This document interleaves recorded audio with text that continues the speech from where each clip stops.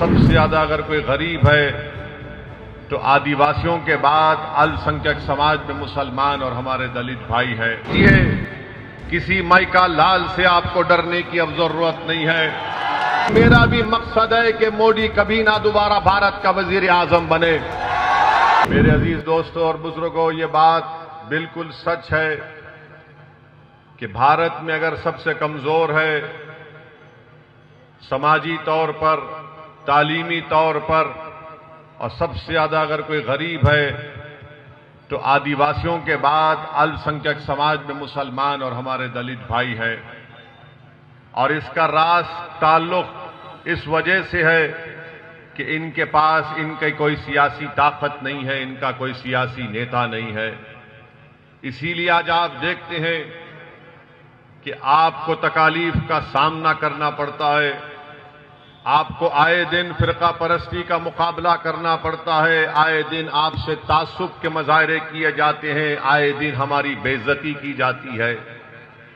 میرے عزیز دوستوں اور بزرگوں، مسائل کی ایک لمبی فہرست ہے، مگر یہ بات بھی سچ ہے کہ جب سے 2014 سے ہمارے وطن عزیز کے وزیر اعظم نریندر مودی بنے ہیں، ان تمام چیزوں میں بہت تیزی سے فرقہ پرستی میں اضافہ ہوا، نفرت میں اضافہ ہوا، تعصب میں اضافہ ہوا.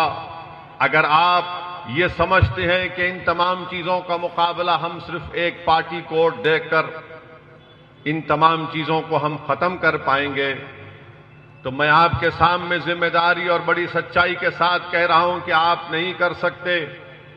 اگر آپ اس ملک سے فرقہ پرستی کو ختم کرنا چاہتے ہیں، اگر آپ راجستھان سے نفرت کا خاتمہ کرنا چاہتے ہیں تو میرے عزیز دوستوں اور بزرگوں، آپ کو ایک سیاسی طاقت بننا پڑے گا.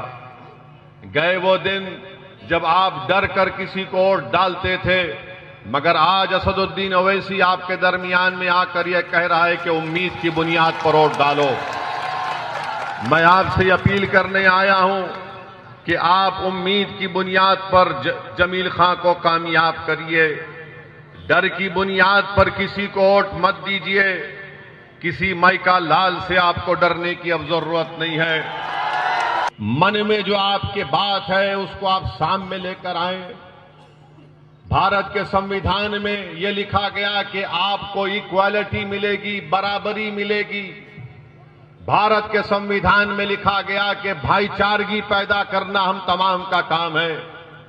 تو میں آپ کو بتانے آ رہا ہوں کہ اگر آپ آزادی چاہتے ہیں نفرت سے، اگر آپ حصے داری چاہتے ہیں، برابری چاہتے ہیں، اگر آپ ڈسکریمنیشن کا خاتمہ چاہتے ہیں، اگر آپ بھائی چارگی کو مضبوط کرنا چاہتے ہیں تو 25 تاریخ کے دن آپ کو مجلس اتحاد المسلمین کے حق میں پتنگ کے نشان پر بٹن دبا کر ان تمام چیزوں کو حاصل کرنے کی لڑائی کا آغاز کرنا پڑے گا. اگر آپ یہ سمجھیں گے کہ نہیں میں مودی کو ہرانا میرا مقصد ہے تو میرا بھی مقصد ہے کہ مودی کبھی نہ دوبارہ بھارت کا وزیر اعظم بنے. بھارت کی پارلیمنٹ میں قانون لایا گیا، اس کو UAPA کہتی ہے، ان لافل امینڈمنٹ پریونشن ایکٹ. اس کو مودی سرکار نے اور گندا کر دیا، یعنی اتنا گندا کر دیا کہ اگر کسی پر UAPA لگتا ہے تو 4 سال 5 سال سے پہلے ان بچوں کی بیل نہیں ہوتی، جیل میں سڑتے ہیں، ان کو ضمانت نہیں ہوتی. آپ کو معلوم ہونا چاہیے کہ جب لوک سبھا میں یہ قانون کو لایا گیا ترمیم کرنے کے لیے تو کیا کانگریس نے امت شاہ کے لائے ہوئے قانون کی تائید نہیں کی؟ لوک سبھا میں کانگریس نے، راہل گاندھی نے یہ قانون کی تائید کی، اور جب یہ قانون بن گیا تو اس قانون کو استعمال نریندر مودی کی سرکار کرتی ہے. ہم سے جڑے رہنے کے لیے ہمارے YouTube چینل کو سبسکرائب کریں اور نئی ویڈیو کی نوٹیفیکیشن کے لیے بیل آئیکن کو دبائیں.